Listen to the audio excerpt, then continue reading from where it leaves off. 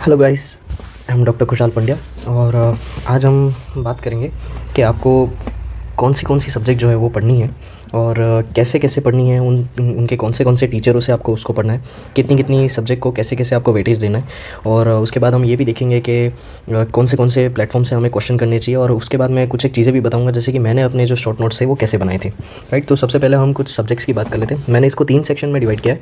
पहला तो ऐसी सब्जेक्ट जो कि थोड़ी लंबी है, लेंदी है और हमें उनसे ज़्यादा अच्छे से अच्छे मार्क्स भी मिलते हैं। दूसरा जो है थोड़ी मीडियम है और जिनसे अच्छे नंबर मिल जाते हैं। और तीसरा जो कि स्मॉल सब्जेक्ट्स हैं और जिनसे थोड़े थोड़े मार्क्स मिल जाते हैं, इसलिए ज़्यादा टेंशन लेने की ज़रूरत नहीं है इनमें। तो सबसे पहले अपन देखते हैं कि लॉन्ग सब्जेक्ट्स और अच्छे मार्क्स में, जैसे कि पैथोलॉजी, फार्मा, पीएसएम, मेडिसिन, ऑब्सगाइन और सर्जरी, ये ऐसी सब्जेक्ट है जो कि मस्ट है। आपको इनको बहुत अच्छे से ही करके जाना है, क्योंकि ज़्यादातर जो क्लिनिकल ओरिएंटेड सारे क्वेश्चन होते हैं वो इन्हीं के थ्रू आते हैं, तो हमें इनको करना ही है। पैथोलॉजी के लिए मैंने तो स्पर्श गुप्ता सर से किया था, पर मैं सबको प्रेफर करूंगा कि वो या तो प्रीति मैम का आरआर देख ले, या फिर वो क्या करे कि देवेश मिश्रा सर का जो आरआईस में जो पढ़ाते हैं उनका जो नोट्स हैं वो, और प्रीति मैम का जो एलआरआर है, उन दोनों को साथ में देख ले। उससे क्या होगा ना कि आपको बहुत ही अच्छा पता चल जाएगा। देवेश सर के कॉन्सेप्ट बहुत अच्छे हैं, तो आपको कॉन्सेप्ट समझने में आसानी होगी, बाकी सब्जेक्ट में भी हेल्प मिलती है इससे। और प्रीति मैम का स्ट्रेट फॉरवर्ड है, जो आपको सीधा सीधा रट जाएगी पूरी पूरी।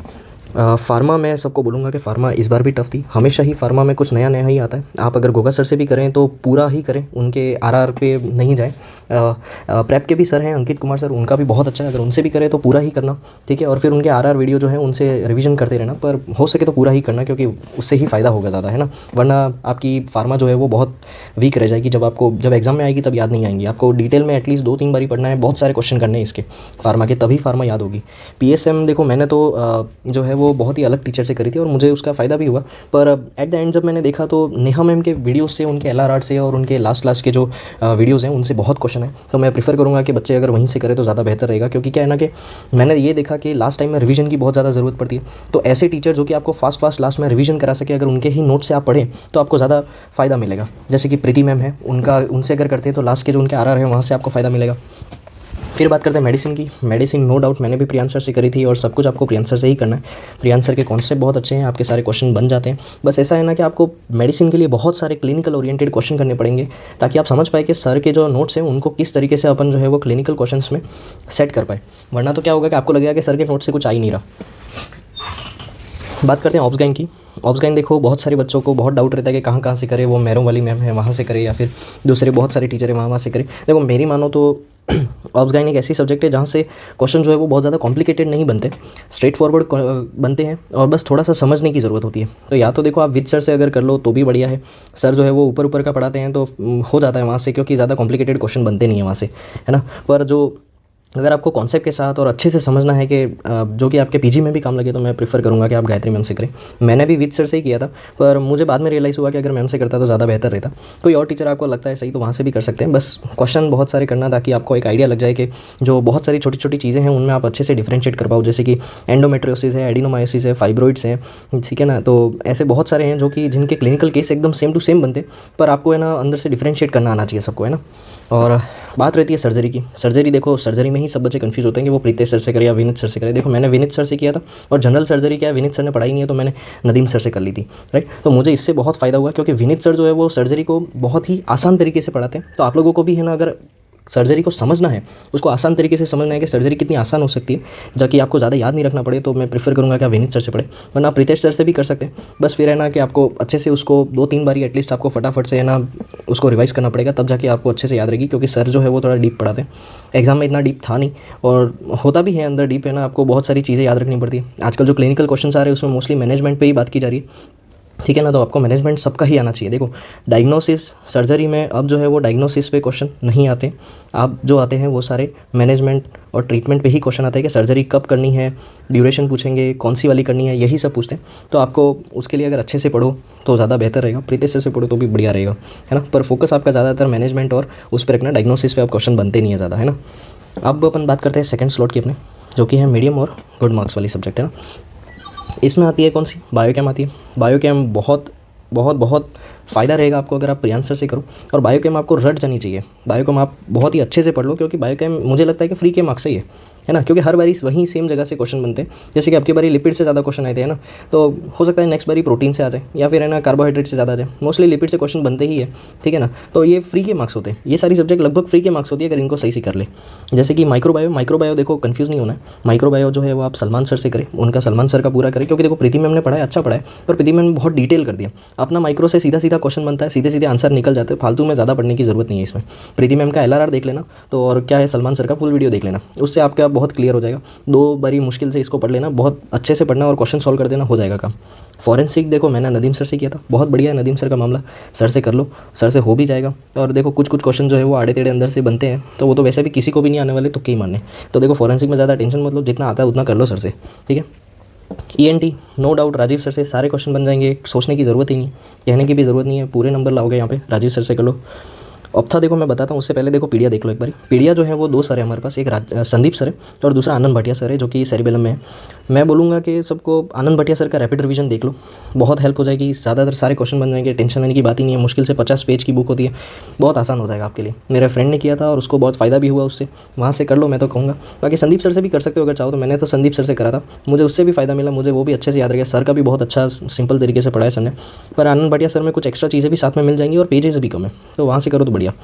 बात करते हैं फिजियोलॉजी की। देखो फिजियोलॉजी ऐसा है ना कि श्री तेजा सर समझाते बहुत अच्छा है। सर बोलते हैं कि मेरी बुक से 30 क्वेश्चन आएंगे, ये वो फलान टाइम का, पर सर की बुक से फिजियोलॉजी की खुद की जो सर बोलते हैं कि मैं 30 क्वेश्चन आएंगे, 30 में से सर के जो है वो 22 क्वेश्चन तो दूसरी सब्जेक्ट के होते हैं, 90% तो अंदर सर ने मेडिसिन बता रखी है। कोई मतलब ही नहीं है ना, वो तो प्रियांश सर का काम है, तो वो बता देंगे आपको मेडिसिन, तो है ना। तो श्री तेजा सर की मेन बुक से मेरे को नहीं लगता ज़्यादा क्वेश्चन बनते, पर फिजियोलॉजी अगर समझनी है तो श्री तेजा सर का जो है वो RR करके कोई मतलब नहीं है। श्री तेजा सर का जो फुल वाला वीडियो है, फुल फिजियोलॉजी वाला है, वहाँ से करो, वहाँ से क्वेश्चन आपको दिख जाएंगे एग्जाम में और वहाँ से हो भी जाएंगे, है ना। तो सर का जो है वो फुल वाला ही करना, कोई भी है ना RR सोच के मत कर देना कि भाई सर का RR देख लिया वहाँ से बन जाएगा क्वेश्चन, ठीक है। क्योंकि जो उनका डिटेल वाला है ना वहाँ से ही क्वेश्चन बनेंगे, और उसमें भी मैं कोशिश करना कि ज़्यादातर सर जो बोलते हैं कि ये मरमर ये है ना मरमर बोन, मरमर वाला काम जो है वो प्रियांश सर का काम है, तो वहाँ पे फोकस करना, यहाँ पे फोकस करके कोई मतलब नहीं है ना। और अब बात करते हैं ऑप्था की बात करते हैं। देखो ऑप्था मैंने जो करी थी, मैंने अनुराधा मैम के मेन वीडियो देखे थे, वो 400 पेज की बुक थी, पर मुझे उससे कोई फ़ायदा नहीं हुआ, क्योंकि ऑप्था एक ऐसी सब्जेक्ट है जो सभी भूल जाओगे, चाहे तुम कितना भी करो, हर बारी तुम भूल ही जाओगे, कोई मतलब नहीं है वहाँ का। जानिब मैम का जो BTR है वो बहुत अच्छा है, वहाँ से आप फटाफट से पढ़ भी पाओगे, ठीक है, और वो बहुत छोटा भी है, पर उससे सारे क्वेश्चन नहीं बनते, बहुत ही कम क्वेश्चन बनते, क्योंकि मैम ने बताया भी कम है। शिवानी मैम डॉक्टर ट्यूटोरियल के, उनका बहुत अच्छा है, पर उनकी भी बुक बहुत बड़ी है, 600 पेज की है, वो तो पॉसिबल ही नहीं इतना करना, है ना।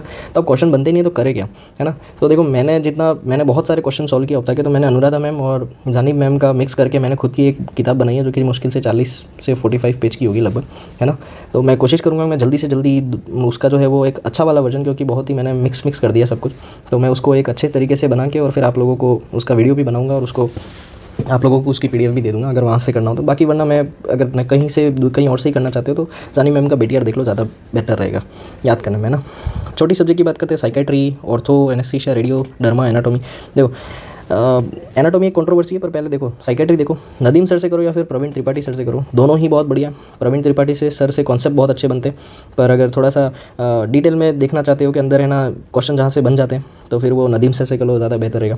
वैसे प्रवीण त्रिपाठी से करो तो ज़्यादा अच्छा रहेगा, क्योंकि प्रवीण त्रिपाठी सर और गोगा सर सेम जगह के हैं, तो क्या है कि ज़्यादातर क्वेश्चन जो आते हैं वो साइको फार्मा से क्वेश्चन बन जाते हैं ना, तो वहाँ से आपको ज़्यादा हेल्प मिलेगी, क्योंकि दोनों सेम फील्ड के, मतलब दोनों सेम प्लेटफॉर्म पे। तो ऑर्थो की बात करो तो अब्बास अली सर का रैपिड रिवीजन, कोई डाउट ही नहीं है, ये सोचना ही नहीं है, यहीं से करना है सब कुछ।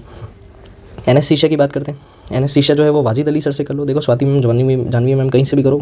ऐसा एनेस्थीसिया बस बार पढ़नी पड़ती है, तभी जाके याद रहती है, ज़्यादा नहीं है, 2-2 घंटे का इसका रैपिड रिवीजन होता है, 2-3 बारी देख लो, सबका रैपिड रिवीजन कर लो, किसी का भी RR कर लो, है ना, किसी का भी कर लो, सेट हो जाएगा, कोई टेंशन ही नहीं इसमें। देखो रेडियो करनी है, कहीं और फालतू में मजाकमारी मत करना, जानी मैम का जो रैपिड रिवीजन वाला वीडियो है, ठीक है ना, वो करना। BTR मत करना, रैपिड रिवीजन ही करना, ठीक है। डर्मा की बात करो तो मनीष सोनी सर बेस्ट है, मैं तो सबको बोलूँगा यहीं से करो, इनका रैपिड रिवीजन देख लो, मुश्किल से 40 से 50 पेज की बुक है, सब हो जाता है, 90% चीज़ें हो जाती है, थोड़ी बहुत चीज़ें ऐड करनी पड़ती है, वो तुम्हारे हाथ से ऐड कर सकते हो। बाकी देखो मैंने शॉर्ट नोट्स भी बना रखे हैं, मैं शेयर कर दूँगा, उससे भी हो जाएगा। एनाटॉमी देखो, एनाटॉमी कंट्रोवर्शियल है, बड़ी सब्जेक्ट में आती है, क्वेश्चन भी ज़्यादा आते हैं, एक टाइप का ये मीडियम कैटेगरी की चीज़ है, पर यहाँ इसलिए रखा है क्योंकि आप कितना भी करो, कुछ भी कर लो, कोई खास फ़ायदा नहीं होने वाला इससे ना, इससे कुछ खास फ़ायदा होगा नहीं, क्योंकि देखो क्वेश्चन हमेशा ऐसा ही आएगा जिससे आप हमेशा कंफ्यूज ही रहोगे, ठीक है। तो मैं तो प्रेफर करूँगा कि अगर एनाटॉमी करनी है, अगर आपका इंटरेस्ट है तो कहीं से भी पढ़ लो, ठीक है, और फिर उसके बाद बहुत सारे उसके क्वेश्चन कर लो, PYQ कर लो, थोड़ा थोड़ा अंदर मिक्स करके एग्जाम में क्वेश्चन बन ही जाते हैं, है ना, इसलिए ज़्यादा टेंशन लेने की ज़रूरत नहीं है एनाटॉमी के लिए, ठीक है। अब हो सके तो शिल्पी मैम से कर लेना, देखो शिल्पी मैम से कर लेना, फिर क्वेश्चन कर लेना। बात करते क्वेश्चंस की बात करते। देखो मैंने जो मेन जो क्वेश्चन किए थे वो मैंने प्री पीजी से ही किए थे। प्री पीजी पे क्या उनका क्लिनिकल क्वेश्चंस का भी अंदर बहुत सारे क्लिनिकल क्वेश्चन, मैंने इसका एक स्क्रीनशॉट डाला, देखो जो मैंने जहाँ से किया था। अंदर टोटल जो है वो देखो 1 लाख के आसपास क्वेश्चन है उनके, जिसमें से मैं 85,000 क्वेश्चन तो मैंने कभी अटैम्प्ट ही नहीं किए, पर एटलीस्ट मैं कह सकता हूँ कि मैंने अप्रॉक्स 14,000 क्वेश्चन मैंने यहाँ से किए थे। इतने क्वेश्चन मैंने यहाँ से किए थे, मुझे इससे बहुत हेल्प मिली थी। ये जब मैं साथ साथ में पढ़ता था, जब मुझे साथ साथ में क्वेश्चन करने होते थे तब मैं करता था। लास्ट एंड के टाइम पे मैंने इसको छोड़ दिया था, क्योंकि तब मैं क्या मैरो पे शिफ्ट हो गया था। मैरो से PYQ करो, मैरो का PYQ क्यू बैंक बहुत अच्छा है। लास्ट एंडिंग पे मैंने डॉक्टोरियल ले लिया था थोड़ा सा, उनका डॉक्टोरियल का विजेता वाला पैक। उससे क्या है ना कि वो जो लास्ट में जो डेली क्विज़ वगैरह और वो सब देते थे, तो टीचर वगैरह मोटिवेट करते थे, हर रोज़ उनके वीडियोज़ आते थे और वो लाइव क्लासेस लेते थे, तो अच्छा लगता था। तो आप वो भी कर सकते हो। मैं तो मेन तो यही बोलूँगा कि प्री पीजी से आप क्लिनिकल क्वेश्चन की प्रैक्टिस करो एज अ डेली में, फिर लास्ट में आप मैरो के PYQ सारे कर दो।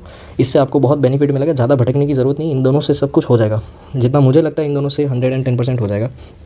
एक्स्ट्रा देखो मैंने कुछ वीडियोस देखे थे, जैसे कि एनाटॉमी करने के लिए मैंने भानुप्रकाश सर के जो PYQ वाला जो यूट्यूब के वीडियो है वो देखे थे, और सर्जरी के लिए मैंने जो है वो राजा मगिंद्रन करके जो सर हैं अपने डॉक्टोरल पे, उनके यूट्यूब का एक PYQ सेशन देखा था, बहुत अच्छा था, वो आप देख सकते हो।